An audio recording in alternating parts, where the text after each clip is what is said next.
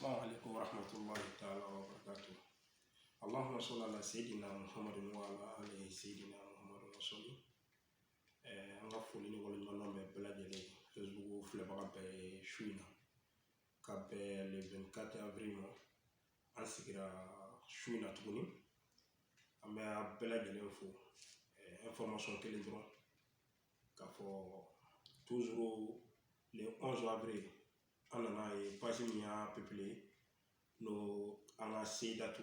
n'o de ye Seyida Mɔkɔrɔba Hayidara yatimɛdenw jigi Seyida Mɔkɔrɔba Hayidara falatɔw jigi Mɔkɔrɔba Hayidara. An b'a fɔ ni page min y'a publié k'a yira ko Ala ye Mɔkɔrɔba Hayidara ka kalifa minɛ a la.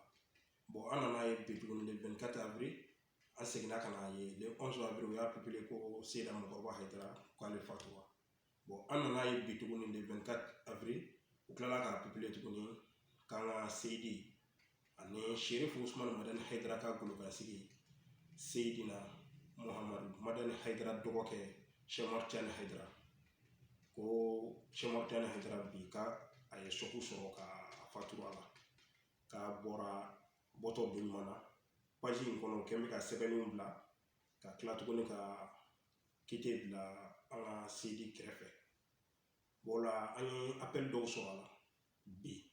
nka an yɛrɛ y'o de ɲɛfɔ welelikɛlaw ɲɛna mɔgɔ mɔgɔ ye appel kɛ an y'a yir'u la maalankolon ka baara de don. Page kelen min y'a publié le 11 avril o page kelen de tilala ka na publié bi tuguni ni o bɛnna le 24 avril ma. Bɛnni to page don an ka toujours k'a fɔ dɔrɔn Bɛnni TV voilà an kun y'a fɔ cogo min na an kun t'a fɔ cogo Bɛnni TV ale seginna ka publication kɛ tuguni ko Sherifu ka kalifa minɛ la ka sababu kɛ Sewuda kasara ye. Toujours an y'o de ɲɛfɔ Bɛnni TV mɔgɔw ɲɛna ko ni tɛmɛni an kun ma page in tɔgɔ fɔ. Bon an bolo ko mugu don an kun t'a dɔn kolokari. Bi tuguni n'an seginna ka na ye bi tuguni publication kelen de kɛra tuguni k'a yira ko Sherifukɛ n'o de ye Ahmad Tiyani Hayidara Sherifu Usmani Madani Hayidara ka golokasigi ko ale ye sɔku sɔrɔ bi k'a tora la. Toujours an b'o de ɲɛfɔ Facebook mani bɛɛ lajɛlen ɲɛna ani kɛrɛnkɛrɛnnenya Bɛnni TV mɔgɔw ɲɛna u k'a lajɛ sa. Waati dɔ sera an ka yɛlɛma bolo dɔw ta Mali bɛ se ka sabati cogoya min na. Waati dɔw sera an ka yɛlɛma bolo dɔw ta an ka se ka kɛ mɔgɔ ye mɔgɔ min bɛ bila ladamu minɛn kɔnɔ mɔgɔ min bɛ kɛ mɔgɔ ye maa min lasabalilen don ni ladamunen don mara bɛɛ lajɛlen ye ɲɔgɔn sɔrɔ mɔgɔ minnu na. A sera sa maliyɛnw an ka sigi o domaine kɔnɔ. Vraiment ne b'o de ɲini Bɛnni TV mɔgɔw fɛ. U bɛ ka nin kɛ kun jumɛn de la? Laɲini jumɛn de b'u bolo nin na? Mɔgɔ min fa ye aw faw da aw b'a dɔn yani diɲɛ wuli cɛ aw tɛna se o denkɛ na. O den fana b'aw denw dan fo ka se lahara ma a tɛ s'a la. Bon la n bɛ fɛ ka fɛn dɔ de ɲɛf'u ɲɛna bi dɔrɔn Sherifu Usmani Madani Hayidara n'a denw u juguw n bɛ fɛn dɔ de f'u ye su in na u k'a dɔn an fa n'an karamɔgɔ n'o ye Sherifu Usmani Madani Hayidara ye. Hayidara y'a disi gosi ka sɔrɔ bi tɛ. A ko ni ale ko go Ala ka diinɛ na ni cɛ kelen sɔrɔla ka kelen bɔ a la k'a bɛ taa lahara ta Ala ka diinɛ lase tuguni. Bi alhamdulillah an b'o san 30 ani kɔ de la. Cɛ kelen ma sɔrɔ min sera ka tomi go kelen ta ka bɔ a ka kumakanw na. A ko Ala k'o ta a ko kira k'o ta o ma dogo cɛw la. Cɛ si ma se ka sɔrɔ ka fɛn bɔ a la. I bɛ n'a ye Facebook ka radio sanfɛ bɛɛ bɛ manamanakan fɔ ka Sherifukɛ dɔgɔya. An tɛmɛna o domaine kɔnɔ an nana ye tuguni Sherifu Usmani Madani Hayidara denkɛ n'o de ye Ala ka hinɛ la Muhamadu Madani Hayidara Sherifukɛ y'a disi gosi faden kɛnɛ kan wolo yɔrɔ Mɔdugu la Bangɔni Janginɛbugu la. A ko ni ale ko tomi ko an fa ko ten n'o ye Sherifu Usmani Madani Hayidara ye ko Hayidara y'a yira ni ale ko go Ala ka diinɛ na ko cɛ kelen tɛna fɛn bɔ a la bilen ale tɛna segin k'o fɔ.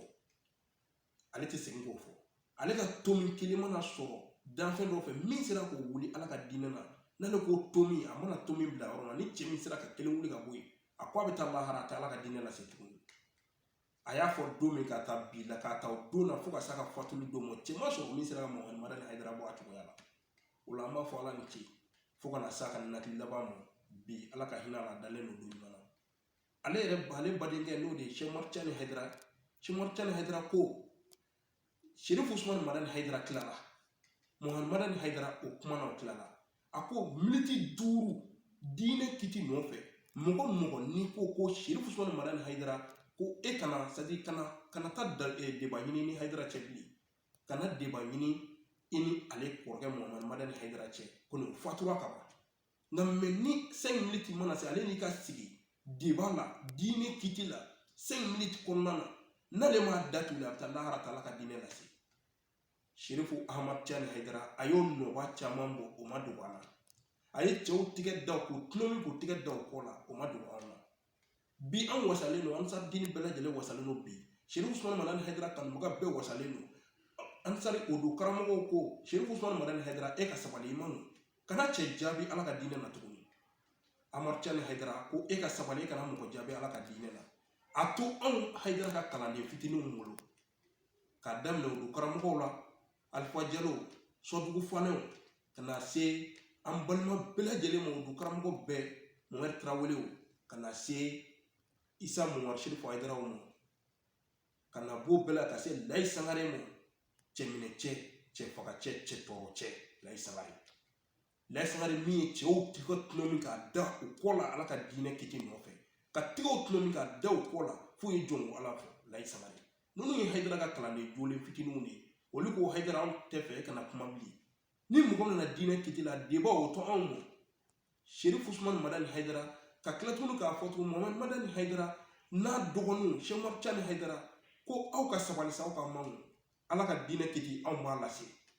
cɛ tɛna sɔrɔ bilen dalilu sira kan ko an ka sigi ka deba kɛ a y'o to anw ma aw tilala aw ka an ɲɛ bɔ a la an bɛ foli lase Odo karamɔgɔ bɛɛ lajɛlen ma o ye Sherifu Usmane Madani Haidara jɔyɔrɔ fa o y'a dusu suma Ala ka n'u lafiya o kɔfɛ tuguni mɔgɔ minnu bɛ ka publication ni fɛnw o k'a dɔn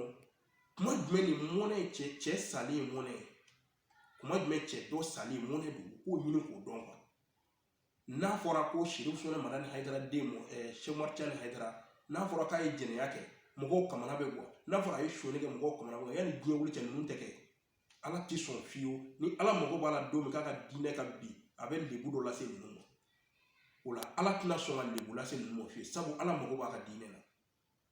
bon la ni aw wulila ko nin makɔrɔba Haidara o fatura an nana wuli tuguni ko Cheikh Umar Tidiane Haidara fatura aw mago bɛ mun de la saya in tɛ quoi Seydina Ali y'o de fɔ a ko ni cɛ ma ɲa a ma ɲa saya kɛra tiɲɛ kama cɛ kana sa ka sɔrɔ c'est à dire i jitɔlama kana sa ni saya kɛra wajibi ye kama cɛ kana sa jitɔya kɔnɔna na Sherifu Ahmad Tidiane Haidara ninnu ye diinɛ lase cogo bɛɛ lajɛlen na k'u ka sow to yen k'u siyɔrɔw to yen ka kungo kɔnɔna minɛ ŋaɲa kɔnɔ ka taa Ala ka diinɛ lase mais kumana min na cɛw y'a faamu ka ban n'a wulila bi ka na a ka pagew ɲɛnamaya ko Ahmad Tidiane Haidara fatura a bɛ ta mɔgɔkɔrɔba Haidara fatura i b'a dɔn kabako don nka an bɛ min f'u ye dɔrɔn ni aw mago tɛ mangoya la ni aw mago tɛ jaasi la a ye sabali sa a ye nin ko ninnu dɔ ta an ka taa ɲɛfɛ Mali bɛ yɔrɔ min na n y'o de fɔ video tɛmɛna Mali bɛ crise kɔnɔ Mali bɛ guerre kɔnɔ an ka lajɛ sa nin ko ninnu bɛ nɔgɔya cogo di an ka sabali an ka nin ko ninnu dabila parce que ne bolo toujours Seyida mɔgɔkɔrɔba Haidara ka video la ni a y'a pepele nin cogo la ne bolo n ko mugu don ne tun t'a dɔn kolo kari nka ne yɛrɛ nan'a ye sisan sa ko in a bɛ yɔrɔ min na a y'a lajɛ sa ni aw mago bɛ labanko ɲumanya la aw bɛ fɛ ka sa ɲumanya la ten a ye sabali a ye nin ko ninnu nɔgɔya tan sani an ka wuli a y'a lajɛ a ka nin ko ninnu nɔgɔya an tɛ fɛ fiyewu an tɛ mankan fɛ an tɛ foyi foyi fɛ nka waati bɛɛ ka na an ka gidi dɔ de ta ka n'a yira Facebook sanfɛ ko karisa fatura a ye sabali sa aw wolola ka sa mɔgɔ t'aw dɔn maa minnu dɔnnen don diyagoya a bɛ bila olu la k'a fɔ ko olu fatura n'o tɛ aw faw bɛ wolo ka saya mɔgɔ t'a dɔn ko fa b'aw la aw yɛrɛ bɛ wolo ka saya a ka saya ko kumaw bɛ fɔ mɔgɔ tɛ bɔ a kalama n'i y'a ye a ka sɛbɛnni kelen mɔgɔw bɛ n'a dɔn mun de bɛ yen mun bɛ yen sabu mun na a tusira maaba dɔ de la o la an bɛ min fɔ aw ɲɛna ni aw mago bɛ labanko ɲuman na bi a ye sabali o la BEN TV mɔgɔw k'a ɲɛfɔ aw ɲɛna tuguni ni a tɛ nin kalama ni ka sɔrɔ mɔgɔ dɔ de bɛ k'a ka page ɲɛnamaya nin cogo la a tɛ min kalama a ye wuli a ka enquête kɛ a k'a ɲɛɲini n'o tɛ an tɛna sigi bilen k'aw lajɛ toujours ni manamana ko dɔ de bɛ tɛmɛ aw ka pagew fɛ waati bɛɛ ni manamana ko dɔ de bɛna tɛmɛ a fɛ an tɛ sigi bilen k'aw lajɛ a la o la an b'a fɔ bɛɛ lajɛlen ɲɛna mɔgɔ mɔgɔ mana page in sɔrɔ Facebook page in sɔrɔ ka n'a ye ka na information in sɔrɔ a kɔnɔ nkalon ma tɛmɛ a kan ani Cheikh Umar Tidiane Haidara an bɔra kuma na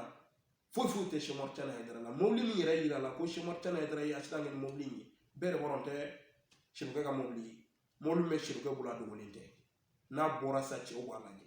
an b'a fɔ Ala ka ni sababa bɛɛ vraiment a ye sabali an tɛ mankan fɛ an tɛ foyi fɛ an b'aw fɔ a ye sabali. Salamu alaikum warahmatullahi taala wa barakatuh.